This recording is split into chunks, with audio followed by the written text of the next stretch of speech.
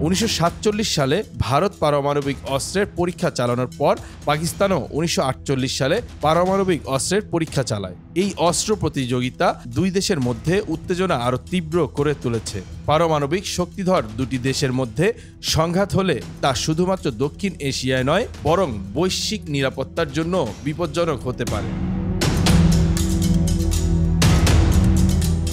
ভারত ও পাকিস্তানের মধ্যে সীমান্তে সংঘর্ষ এবং সন্ত্রাসবাদী হামলা, বিশেষ করে কাশ্মীর অঞ্চলকে কেন্দ্র করে প্রায়ই ঘটে থাকে। পাকিস্তান ভিত্তিক সন্ত্রাসী গোষ্ঠী, বিশেষত লস্করে তৈয়বা এবং জৈশ-ই-মোহাম্মদ ভারতীয় নিরাপত্তা বাহিনীর বিরুদ্ধে হামলা চালিয়ে থাকে। এসব হামলার পর ভারত পাকিস্তানকে সন্ত্রাসবাদে মদদ দেওয়ার জন্য দায়ী করে। এই সন্ত্রাসী হামলাগুলো আন্তর্জাতিক মহলেও উদ্বেগের সৃষ্টি করে, কারণ এতে পুরো অঞ্চলটির নিরাপত্তা বিঘ্নিত হয় এবং ভূরাজনৈতিক অস্থিরতা সৃষ্টি হয়।